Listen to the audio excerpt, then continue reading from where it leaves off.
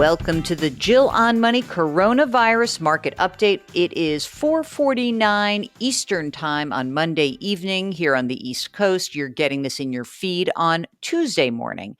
And I guess the news of the day, which was really, expected that this was going to be the beginning of the wave, but J. Crew filed for Chapter 11 bankruptcy. I think this is really the tip of the iceberg, Mark. I think that we're about to see retail consolidate, and our friend Scott Galloway will have some thoughts on that when we drop that podcast later this week. If you've got a financial question, you want to get some help, you want to get a second set of eyes and ears, and a third also, because Mark is also a CFP. Thank you very much.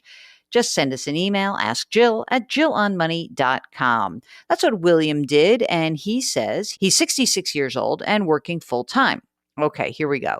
My prior employer is offering a pension lump sum payout of about $42,000. My monthly payment is about $200 a month for my lifetime. If I were to die, my wife would get the $200 per month for the rest of her life. I have about $1.3 million in various investments. I have no mortgage, credit card debt. I hope to keep working. What's the best thing to do with my pension? Take the lump sum and invest it, or remain with the monthly payment? I listen to you on KYW Radio in Philadelphia and find your answers reliable. You know, there are calculators to figure this out, but I'm going to make it easy for you. I'm guessing that if they're going to pay you out, it's probably a better deal for them. That said, if you wanted to just consolidate everything, I totally think it would be fine to take the lump sum payout, to roll it into an IRA rollover or some other retirement account. So I do think that that's completely a reasonable approach. My guess is if we were to run the numbers, the $200 a month for your lifetime as well as your wife's is a better deal. So if you don't mind having it out there and keeping track of it, and your wife is happy about it, I would just keep it. Okay, Paolo from Kansas says, big fan of the show. I used to have my 401k from my previous employer with Fidelity. This year, my current employer rolled over everybody's account from Vanguard to Fidelity, and now I have these twin 401ks with Fidelity. Does it make sense to merge them? What are the things I should look into before merging them? Oh, yes, this is a no-brainer. There's not even a bad downside or anything. Roll the old plan into the new plan, one 401k with Fidelity. Keep it simple, stupid. So much easier to manage. Absolutely. Just go ahead and do that. Okay. Okay. This is from J&G.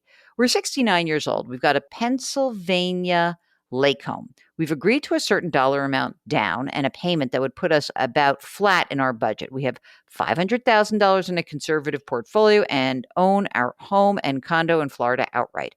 Would we be wise to pay down the mortgage by another 75 or even 100,000 to better align our monthly budget? We need to make this decision relatively soon as we close on the property on the lake in 3 weeks. Why do you need 3 properties? Okay, I'm yanking your chain a little bit. I am not a huge fan of you pulling money out of that conservative portfolio. It's not that much money. And frankly, interest rates are so low right now that I think it's really hard for me to justify you pulling money out of that account, not having it available to you, and plunking it down on a lake home. Okay, Yasmin says, loving your show. It's been so resourceful to me. I've been living abroad for 4 years now. I'm currently in Germany. Boy, do I love that Angela Merkel. I just want to say that. Okay, that's my plug for the German chancellor. And I plan to continue to be abroad. I wanted to ask about my retirement. Oh my God, I'm 26. I've got $8,000 in student loans that I plan to pay off this year.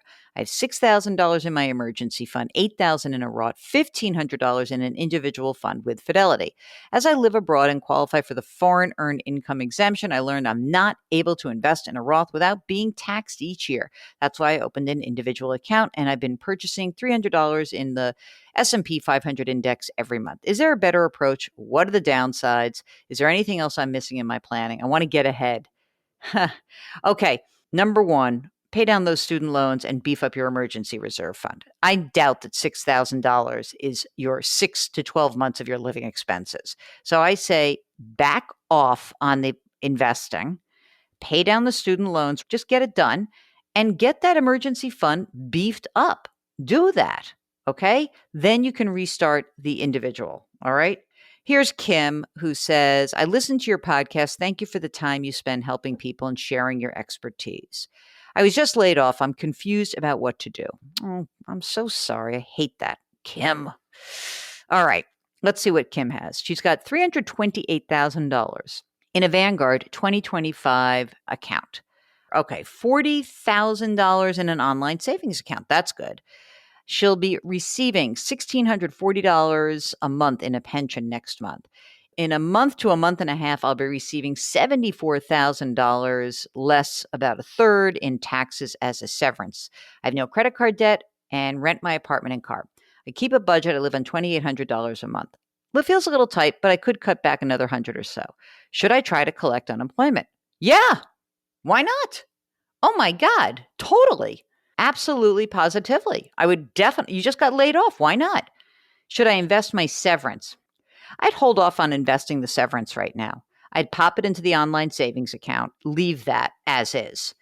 Also, Kim said, I picked at random, really, someone from the NAPFA website who I think said I could live on my income without getting another job. And should I let his firm manage my money for a 1% fee? Nah, I don't think you need anybody to manage your money for a 1% fee.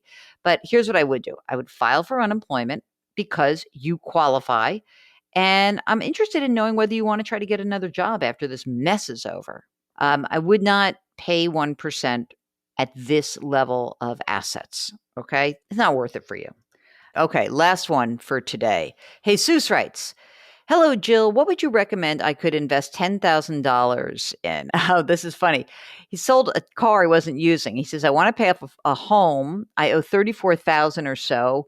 I only make 30 grand a year. I want to put cash in a short term where I can make the best interest. Thank you. All right, look, if you've got an extra 10 grand and you want to put it somewhere, go to depositaccounts.com. You're not going to get jack really, but you're going to get 0 plus jack in this account because you really want to make sure that this money is liquid. And I think that you should be very careful about paying off that loan because having that money safe and not having it used up, having it somewhere available to you is incredibly important, Jesus. Okay? So that's it. That's the show. We're going to start weaving some more guests in the show because you must get sick of me, really. I know I get sick of my voice. And Mark, poor Mark, hears my voice. Not only does he do the show, but then he edits the show and he's got to hear my voice all day long. It must be torture for you, really. I mean, in his dreams, too. It's probably a nightmare, actually. Anyway, I want to thank you all for listening. It is our supreme pleasure to do this show. We only ask one thing in return. Just turn a couple of other people onto it. It would be so helpful for us. Maybe you could leave a rating. Maybe you go to Apple if you're going to check it out. Leave a rating, leave a review. It does actually help us. And if you want to do something really good, how about you just call somebody, email somebody random, and just check in on them? Just a little tiny act of kindness. Lift somebody up. That is really worth a lot. It will make you feel great. So keep that social distancing up. Be careful if you're living in an area where they're opening up. Don't relax too much. We don't want to let our guard down too quickly. So be careful, be kind, and we'll talk to you tomorrow. Thanks for listening.